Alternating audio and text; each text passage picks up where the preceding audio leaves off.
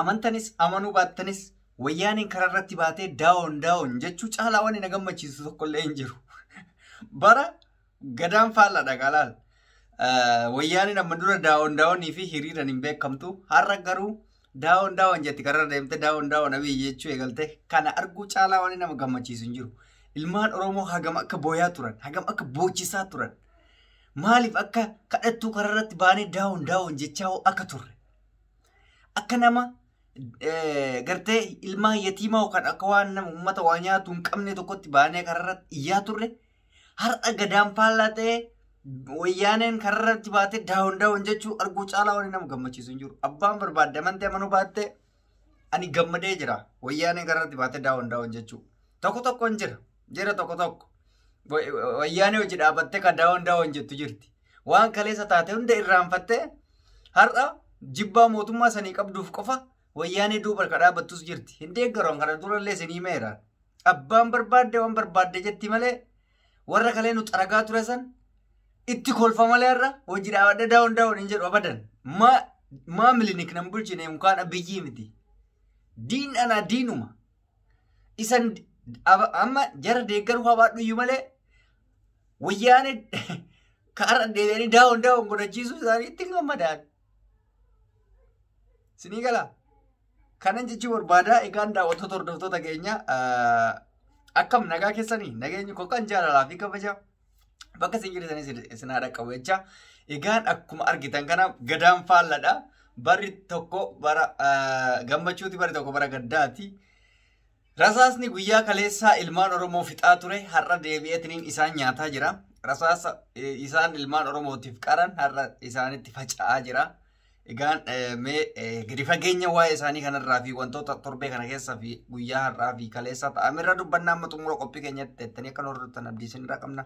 Namoonni chaanaalii keenyaaf haareetaa sabskiraayib gochuun maatii nuu ta'a. Egaan akka isin argaa jirtan kanatti wayyaaneen jilbiifattee jirti. Raayyaa ittisa biyyaa yookaan mootummaan biltiginnaadha. Wayyaanee jilbiifachiisee jira. Gizee dura haa muddamsuu keessa galuuyyuu malee amma guutuutti harka kennachiisee jira. Hidhatti guuruu malee homuu isaa hin hafne jechuudha. Sadarkaa as ga'uutitti gaanii jiran argaa jirra gama miidiyaatiin. Akkasumas immootu gamtaan adda addaa araaraaf isaan kadhannaan daddafanii harka kennatanii araaramnadhanii faallaa duraan mootummaan sodaatachaa turre mootummaan amma didaa jira. Inuma harka olaantummaa seera kabachiisaa wanni jaarsummaa jedhu tokko hin jiru jedheetanii shut godhaa jira. Guyyaa har'aa yoo argitan liyyuu haylii Tigraay akka jiruun harka kennachiise mootummaan akka jiruun jechuudha. Kana arguu caalaa wanti nama gammachiisu tokkollee hin jiru. Maaliif? Kaleessa diinni afaan qarate ilmaan Oromoo fixuudhaaf rasaasni isaan argitan kaa akkasitti biyyaan as firaarraa turan sun har'a garuu Abiyyi Ahmad irraa dalage. Aboo si deeggaruu baadhullee Abiyyi Ahmad si deeggaruu baadhullee hojii irratti hojjette kun hojii baay'ee boonsa. Dhugaa rabbiitti kabachiisteerta of kabachiisteerta biyya kabachiisu jiwaattu. Mataa kee kabachiistee jirta. Maalummaa keetti agarsiiftee jirta. Ani abiyyi jettaniimi wallaahi diinni kiyya guddaan diina naa caale ani kan wayyaanee silaa wayyaanee jiraatu baatteen biyya kana hin dhufu. Amantee amanuu baatte na amanuu baattus waan nyaadhu waan dhugu yookaan jireenya jijjiiradhadhee tasa biyyaan baane dhugaa siima. Dararaa fi dhaabajjeecha uummanni achirratti nurra geessaa turan dheeffa biyyaa bahe. Harki caalu immoo akkas keessattuu namni biyya kana jiru dararaa mootummaatiif biyya kana dhufa malee biyyi kun dalagaan jiraateeti miti. Amma biyya ani jiru kana abbaan barbaadde beekta gaayiroodha. Wanni dalagattee nyaattu hin jiru. Dalagaa wayii jira jennee isin dhufne. Baqannee jalaa harka UN jala kaachuuf dhufne. Silaa wayyaan hin jiraanne ani biyya kana dhufu jechuudha. Diinni kuni har'a naaf fira ta'e abadan harka dha'uuf ani dhuma lafa kanaa wajjin ani Abiyyi bira dhaabadhee fixa malee odoo danda'ameefu. Abiyyi waan mootummaa nama nyaataa ta'eef isa jibbina malee hojii akka kanaatti irratti hojii biyya ofii kabachiisu irratti hojii finxaaleeyyii akka kanaatti irratti gaafa inni xiyyitii isaa roobsuu addasnaadha.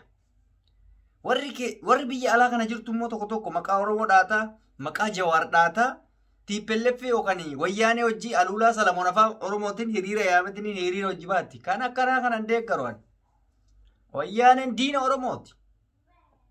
Amma namni tokko Abiyyiin Haacaaluu nyaatee isa turre nu madeesseedhaan maal wannoon artistii miti Eebbisaa addunyaa artistii miti. Nadhii gammadaa gaa as buute isaa dhabame. Guutama hawaas kan as buute.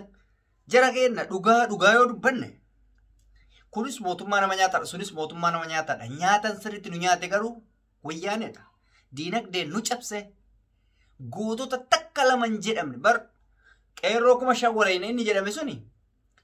Fincila bara 2016 irratti malee fincila 2016 irratti malee bilbilina sinii gala 16 qofarratti 5,000 wareegame malee kan walii galaa 5,000 miti 50,000 caala.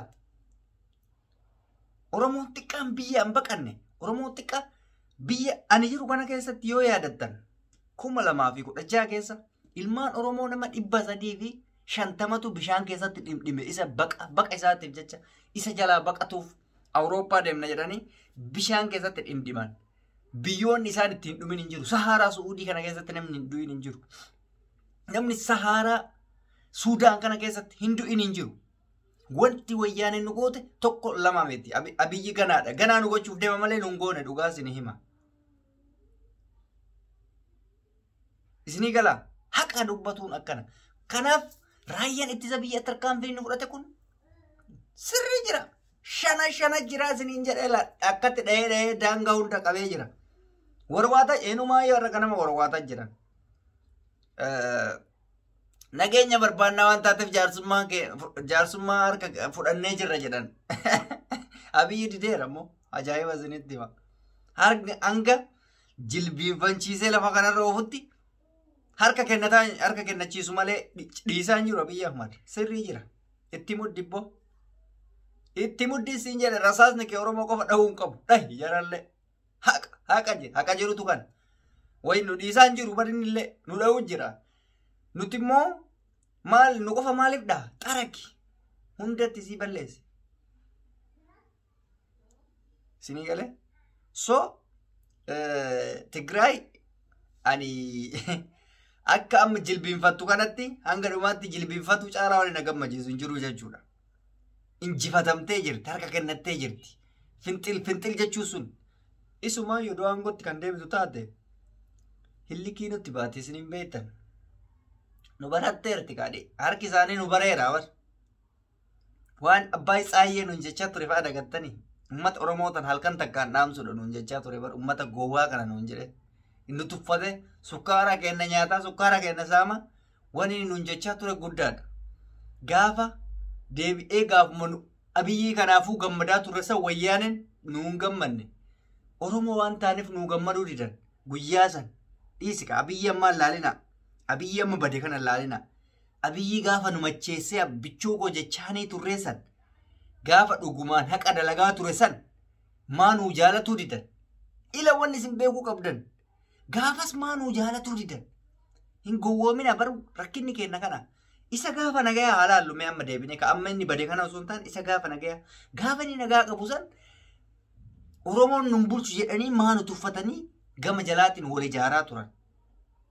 Tiingi godha jibbaa isaan Oromoo irraa qaban. Namni takka Oromoodhaaf kan dhaabatu tokkochi hin jiru. Oromoon mataa ofii danda'ee dhaabate achi. Hundi isaaniitu nuuf diina hundi isaaniitu dhugaa yoo dubbanne. So akkatti jilbiffachuu si arguu caalaa waliin nama gammachiisu hin jiru. Kararratti dhiyaate gadaan faalladha. Oromoon amma hanga tokko qabbanaa'e jarri amma kararra baatee kaleessa daawonii gammadaa wariyoo bara 2016 nuuf fide jarri har'a faallaa gooteetti fayyadamte. Rasaasni isaanii kan bara kaan ajjees nutti roobu warra Abiyyi seechitti roobsaa jira ajaa'iba rabbiiti bara. Akkatti jijjiira mootummaan kufaa wanni jedhameef isa kanaaf. Kunillee akkasuma kan amma irra jiru kunillee akkuma amma xiyyiitii nutti roobse kanatti guyyaa tokko itti roobuun isaan ooluu jechuudha. Harmi dubartii fi mootummaan dhaabbatee nafu inni jedhameef isa kanaaf. Isa akka kanaatiif. Injifannoon amma galmaa jiru garuu injifannoo ajaa'ibaati. Ani mootu dhuma irratti wanni dhaamadhu yoo jiraate yaa uummata keenya jala deemtuu hin ta'inaame. Jala deemtuu namaa hin ta'ina. Takka jiruu kiyyarratti ani Jawaarii nama jala deemu argeen beeku. Isa irraa fakkeenya fudhadha. Nama jala shibin jedhina. Maasii gooti diinni diinuma. Ifta'ii jiraadhu. Ifta'ii falmadhu.